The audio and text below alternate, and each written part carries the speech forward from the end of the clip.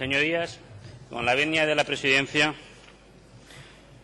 el Grupo Parlamentario Popular quiere comenzar afirmando claramente que los valencianos estamos hartos de pagar por usar la P7.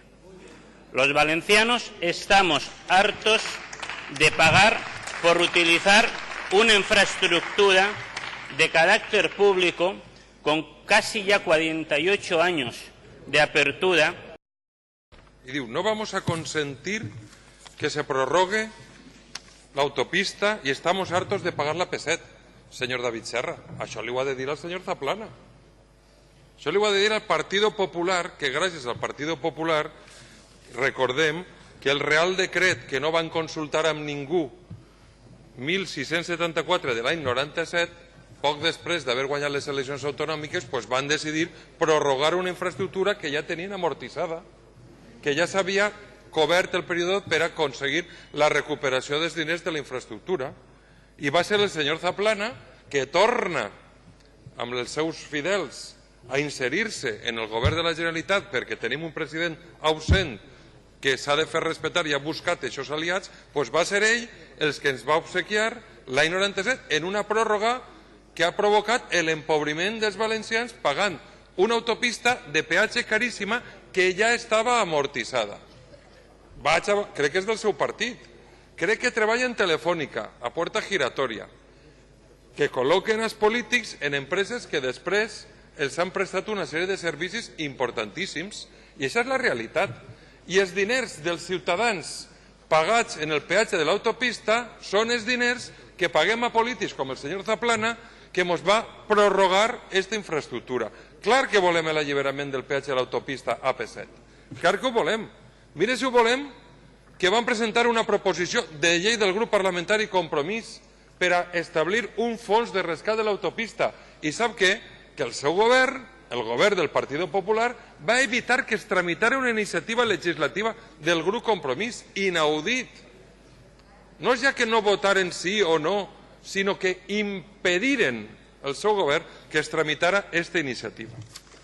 Per tant, estem carregats de raons per a vindre ací a dir i a millorar una proposició no de llei que presenta el grup parlamentari popular. I presentem una esmena per a millorar. Siguem positius, volem millorar. I jo crec que vostè faria bé, i el seu grup parlamentari, d'incorporar les millores que plantegem en la nostra esmena. Per què no es poden fiar? Perquè en cap moment parla vostè, en la seva proposta de resolució, de gratuïtat. Només parla de no pròrroga de la concessió.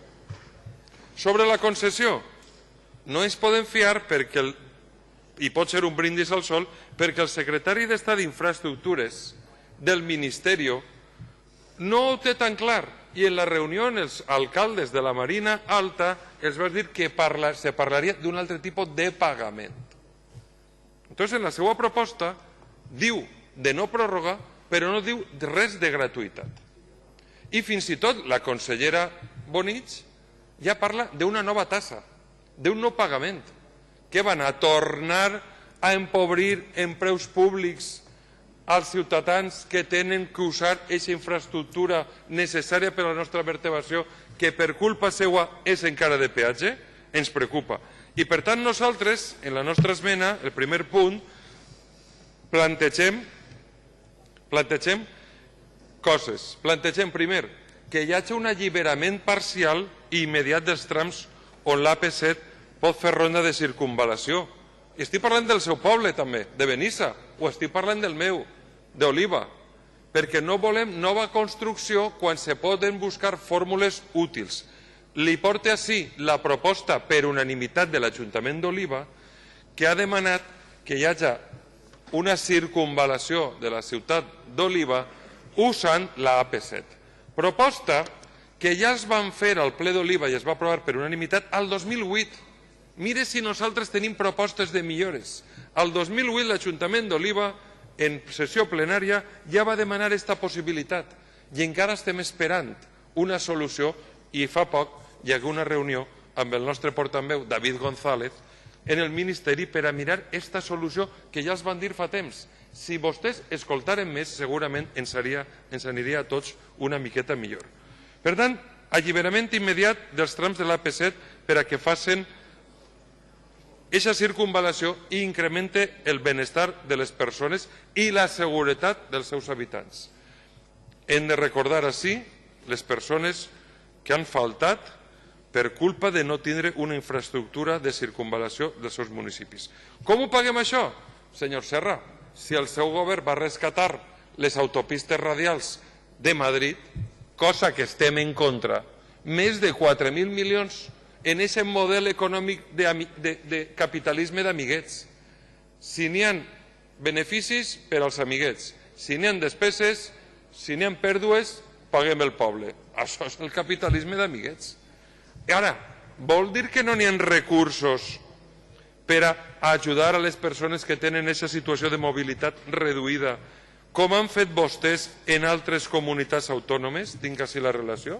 Com ha fet el govern del Partit Popular en altres llocs? En Ocaña la Roda, en Cartagena Vera, en Madrid Toledo? I no parlem ja de les autopistes de peatge que vostès van a rescatar del capitalisme d'amiguets. Busquem solucions. Jo li propose que conjuntament amb els alcaldes de la zona, per a millorar la situació de mobilitat en pobles que estan condemnats per unes males praxis, puguem buscar aquestes solucions. Sí a que no es prorrogue l'autopista, la concessió que vostès ja van prorrogar al 2000, però no al pagament en una tassa com vostès ja ens han anunciat. Moltes gràcies, senyor Morera.